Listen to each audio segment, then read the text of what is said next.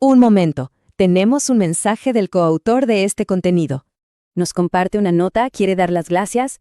Hay muy importante, en la descripción hay una lista de enlaces recomendados. Y ahora sí, continuamos con la explicación. Bueno, hablemos de 0MQ, pero a ver, no se trata solo de otra librería más. Hoy vamos a profundizar en toda una filosofía para diseñar sistemas distribuidos. Así que prepárense, porque esto va mucho, pero mucho más allá de la sintaxis. Ok, para empezar, arranquemos con una pregunta. Una pregunta que es bastante provocadora. A ver, esta idea, que en su momento era casi una herejía, es el corazón de todo lo que vamos a ver. Es la pregunta que básicamente inició una rebelión en el mundo de la mensajería. A ver, para entender de dónde viene esta rebelión, necesitamos un poco de contexto. Pensemos en cómo eran las cosas a mediados de los 2000. En ese entonces, el mundo de la mensajería estaba, dominado por brokers. Brokers centralizados, súper complejos, pesados, eran el estándar, sí, pero también la causa de un montón de frustraciones. En esa época, el panorama estaba como dividido en dos polos opuestos. Por un lado, tenías los brokers tradicionales, robustos, sí, pero súper rígidos, y lo peor, un cuello de botella.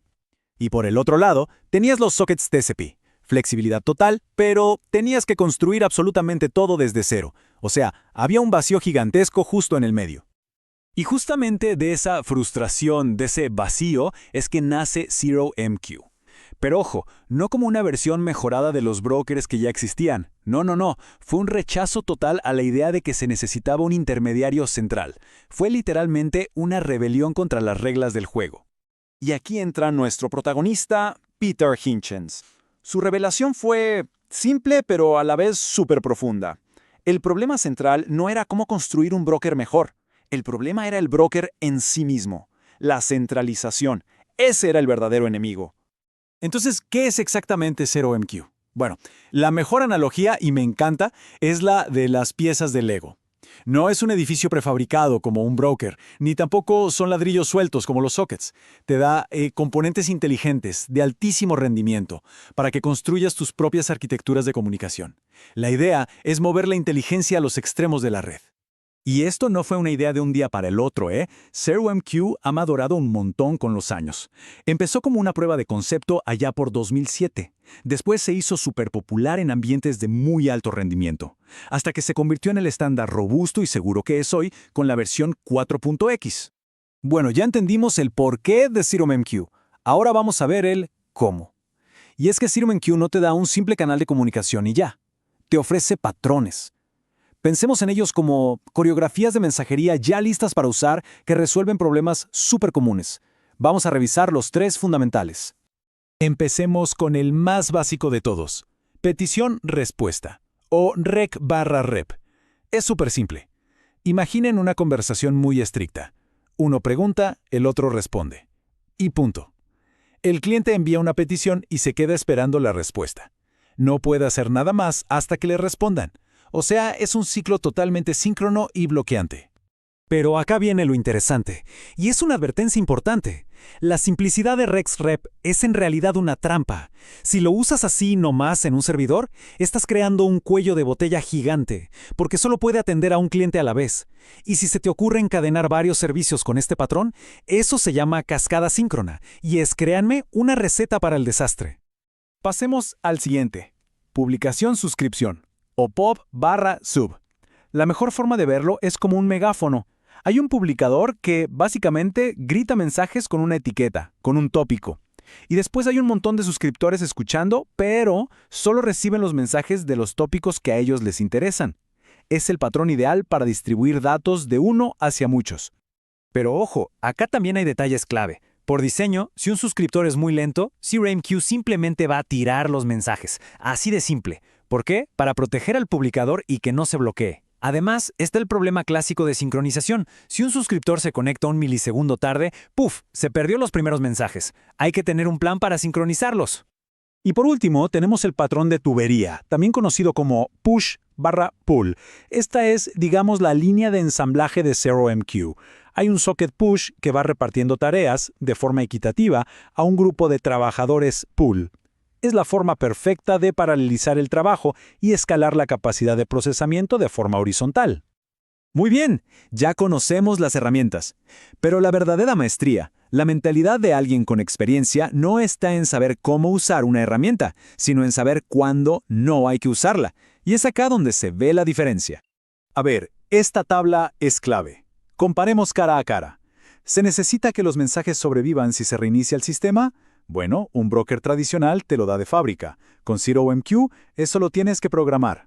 Se necesita una garantía de entrega de exactamente una vez. Por ejemplo, para una transacción bancaria, un broker es mucho más seguro para eso. ZeroMQ, en cambio, brilla por su latencia, que es bajísima, y por su gestión descentralizada.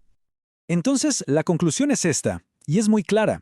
Si la durabilidad de los mensajes y las garantías de entrega súper fuertes son requisitos que sí o sí hay que cumplir, y además se necesita una gestión centralizada, entonces, un broker tradicional como RabbitMQ o Kafka es probablemente la opción más inteligente.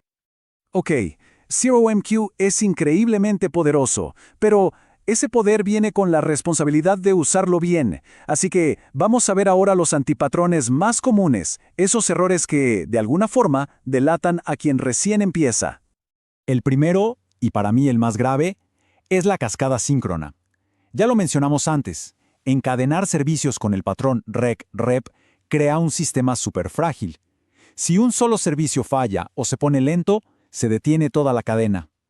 La solución es siempre, pero siempre, elegir diseños asíncronos.